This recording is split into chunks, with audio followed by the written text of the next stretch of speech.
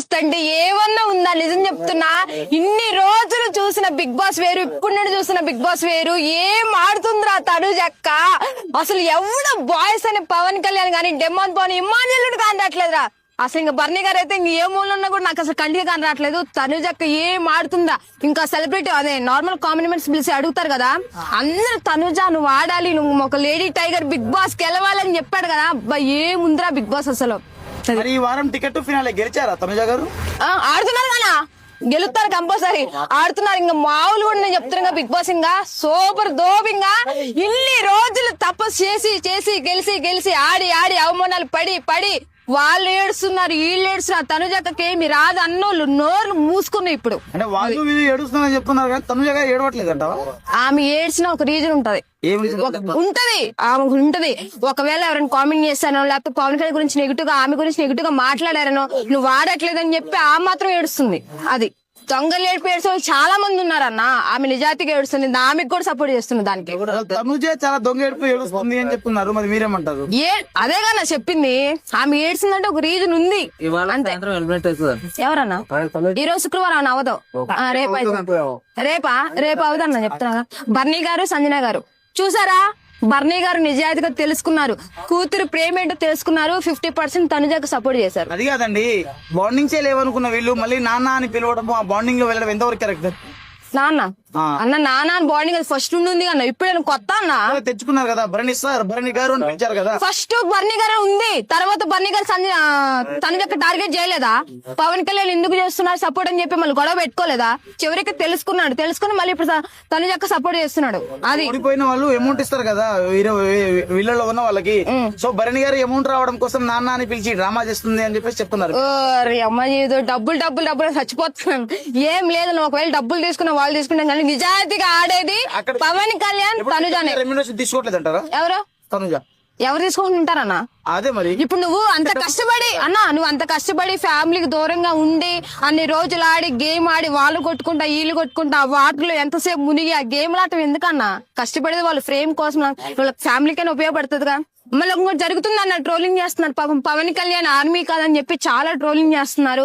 ఒక విషయం చాలా చెప్తున్నా, తను ఆర్మీ అయినా అవ్వకపోయినా తను కామన్ మ్యాన్ గా వచ్చాడు బిగ్ బాస్ లోకి, దాని పరంగా సపోర్ట్ చేద్దాం. తను ఆర్మీ అయితే అవ్వకపోతే అన్న, ఒకవేళ చెప్పినా సరే దయచేసి బిగ్ బాస్ పరంగా గేమ్ పరంగా చూడండి, తన లైఫ్ డిస్కషన్ చెయ్యొద్దు ప్లీజ్. సో కళ్యాణ్ కి లైన్ వేస్తుంది తనుజ అంటున్నారు, మరి మీరేమంటారు? మా జీవితం పాట పాడింది కదా మొన్న రీసెంట్ గా, సరదాగా కాసేపు అయినా పాట పాడుతున్నారు. ఇంకా పాట పాడకూడదు, ఏడకూడదు, తొమ్మకూడదు, తగ్గకూడదు, ఇంకేం చేయాలన్న బిగ్ బాస్ లో? ఈ కళ్యాణ్ దగ్గర వెళ్ళి లవ్ సాంగ్ పాడాల్సిన అవసరం ఉంది? దేవుడా అక్కని ఒక విషయం చెబుతున్నా, దయచేసి నువ్వు ఏ పాటలో పాడకో, వస్తే గేమ్ ఆడు లేకపోతే పక్కన కూర్చో. అక్క నువ్వు ఏది పాడినా కూడా నీ మీద ట్రోలింగ్ చేస్తున్నారు. ఇప్పుడు మీ అక్క అని చెప్తాను, మీ అక్క చూస్తుందా ఈ వీడియో?